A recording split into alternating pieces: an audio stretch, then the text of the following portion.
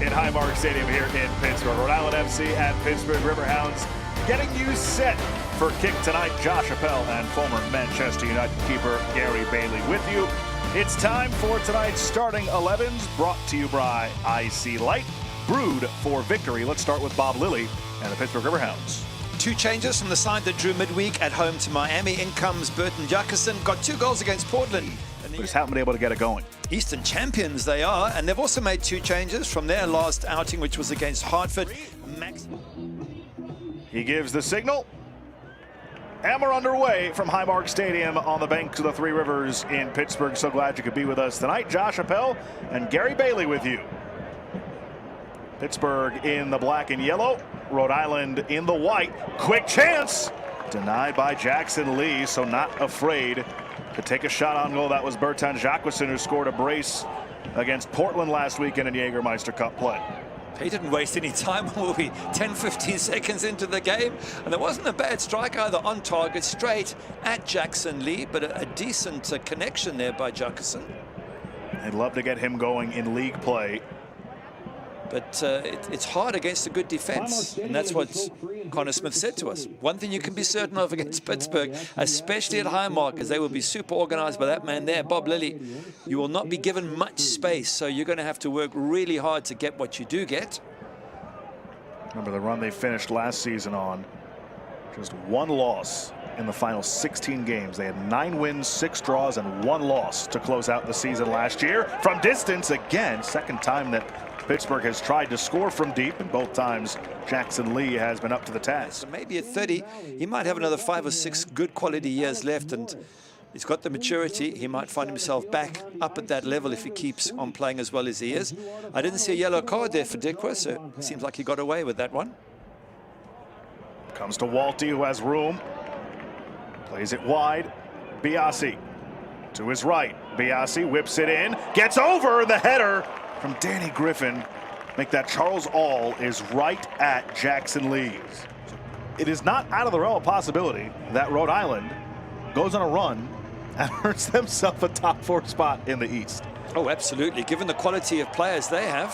Suber never got anywhere close, and you can see some of the frustration there from J.J. Williams as the whistle for halftime blows from Matthew Thompson. So Gary, after 45 minutes and 2 of stoppage, just about what we expected from Rhode Island and Pittsburgh.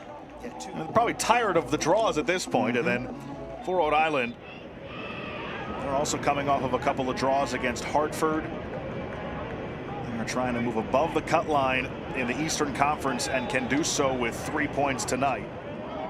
He's a good company there, also with their first pro goal this season, Jorge Garcia. I think that was the one in the cup, Open Cup. He scored a cracker in the top corner. Better Ybarra and Perrin Barnes. So yeah, Ydrack's goal was the game winner against NYC FC in the Open Cup as well at stoppage time. It's amazing again that Bob Lilly brings these players through, and they learn their way, and they become better and better players until somebody comes and steals them from him.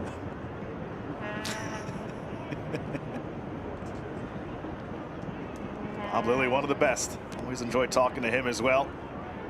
Jacquesson, it's Williams! They've been trying to get him going. And Williams gets the Hounds on the board with the 80th goal in his storied career.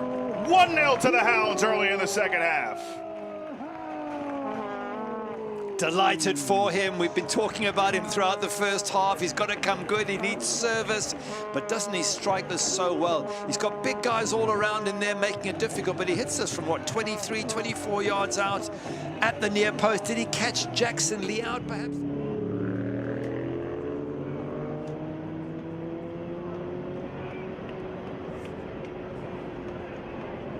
Williams dispossessed by Kwizera. Flicked up into the air. Williams battling with Suber.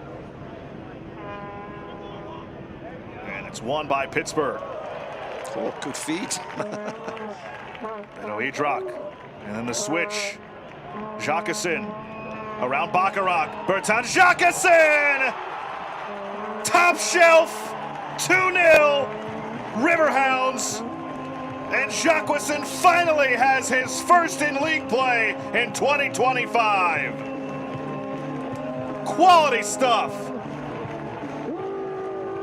What a finish from Bertin Jacquesson. It's a real tight angle, and he thumps that.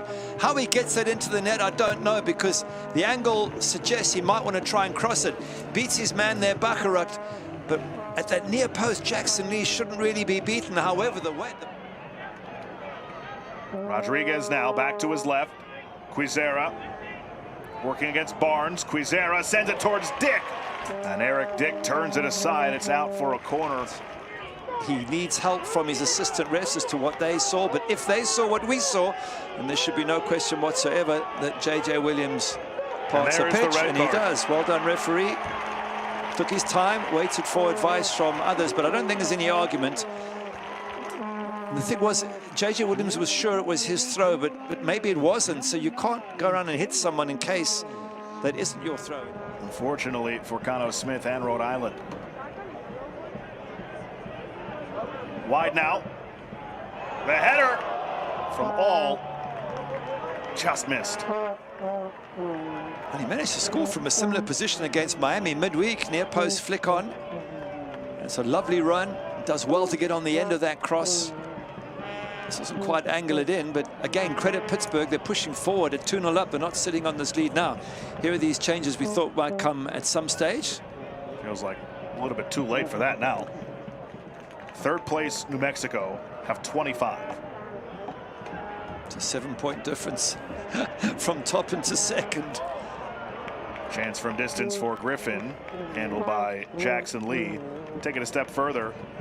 9 points behind second place, San Antonio. Shield lead. Who you got, Charleston or Lou City next week?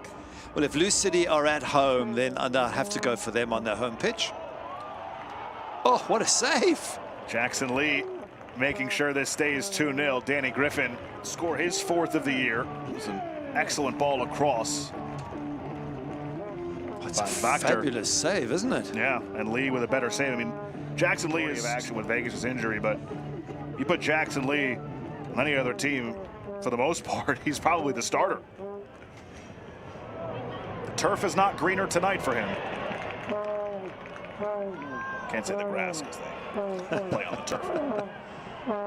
Danny Rivera there right back, just a little bit slow to get on the end of that ball, and anyway, they've been put out their misery, Rhode Island. Final whistle blows, courtesy of Matthew Thompson, and it's another clean sheet for Pittsburgh, 8th of the season as a team.